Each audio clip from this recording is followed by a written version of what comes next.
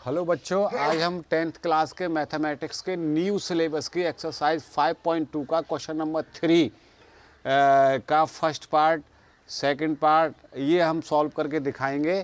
तो देखिए इसको कैसे सॉल्व करेंगे। यहाँ देखिए ये बॉक्स बने हुए हैं, ये मिसिंग हैं, तो यहाँ पर क्या आएगा ये हमें बताना है। तो देखिए इस क्वेश्चन में a is equal to given है 2 और देखिए ये कौन सा है A1 A2 A3, तो और A3 दिया हुआ है यहाँ 26। अब मैंने आपको पीछे बताया था कि A3 को हम कैसे लिख सकते हैं। A3 को हम लिख सकते हैं A plus 2D is equal to 26। तो A की वैल्यू यहाँ कितनी है 2 और D की वैल्यू कितनी है निकालनी है हमें D की वैल्यू। तो 2D इज इक्वल टू 26, 2 उधर चला जाएगा तो 2D is equal to 26 minus 2 और 2D इज इक्वल टू यहाँ से हो गया 24 और D इज इक्वल टू यहाँ से हुआ 24 अपॉन 2, तो D इज इक्वल टू हो गया 12।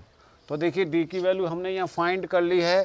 तो अब इसके बाद में ये हमारा सेकंड टर्म है, तो सेकंड टर्म यहाँ से कैसे निकलेगा A2 इज इक्वल टू हो जाएगा यहाँ से, तो A2 इज इक्वल टू क्या होगा A प्लस D। तो देखिए A हमारा कितना है 2 और D हमने निकाल लिया है 12, तो ये मिला के हो गया हमारा 14। तो A2 हमने फाइंड कर लिया 14, तो यहाँ पर क्या आएगा 14। अब देखिए हम इसका सेकंड पार्ट सॉल्व करते हैं। सेकंड पार्ट में 2 बॉक्स दिए गए हैं, तो देखिए यहाँ पर 1 2 3 4 यानी 4 टर्म हैं।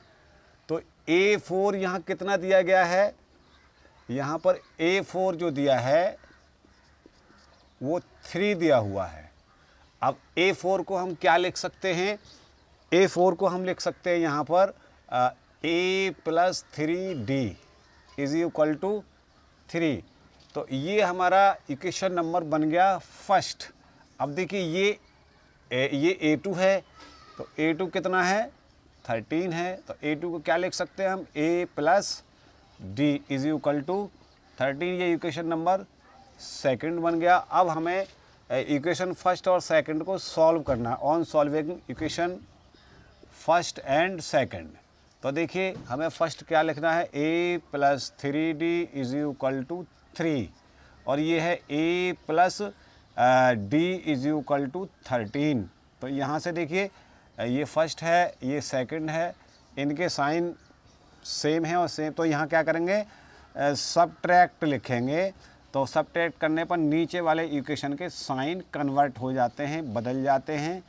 तो ये हो गए, तो इससे ये कैंसिल आउट हो गया। तो यहाँ 3D में से 1D निकल गया, तो कितना बचा 2D इज इक्वल टू यहाँ कितना बचा 13 में से 3 गए तो माइनस का बचा यहाँ 10। तो D इज इक्वल टू यहाँ से आ गया माइनस का 10 अपॉन 2, तो D इज इक्वल टू आया यहाँ से माइनस का 5।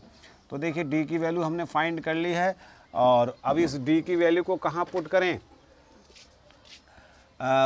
Put D is equal to -5 in equation second में पुट करते हैं हम। सेकंड हमारा क्या था A plus D is equal to 13, तो A प्लस D की वैल्यू -5 इज इक्वल टू 13, तो A minus 5 is equal to 13 और A इज इक्वल टू 13 ये उधर चला जाएगा प्लस का 5, तो A इज इक्वल टू यहाँ से हो गया 18।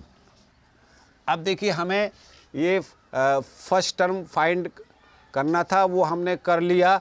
अब हम फाइंड करेंगे first second third, A3 find करेंगे हम। तो यहाँ से A3 कितना हो गया, now A3 is equal to A plus 2D। तो A की वैल्यू हमने फाइंड किया 18 प्लस 2D की वैल्यू हमने कितनी फाइंड की थी -5, तो यहाँ से ये हो गया 18 माइनस का 10, तो ये कितना आ गया ये 8 आ गया। तो A3 हमारा आ गया 8। तो एक तो ये वैल्यू हमने फाइंड कर ली, कितनी आ गई 8, और ये वैल्यू हमने कितनी फाइंड की थी 18, और कॉमन डिफरेंस कितना आया था -5। तो देखिए ये 18 है, 18 में से 5 कम किए 13 बचे, 30 में से 5 कम किए तो 8 भी बच गए। तो यही हमारा आंसर है। अगर ये वीडियो आपको अच्छी लगी हो तो सब्सक्राइब करें, शेयर करें। That's all.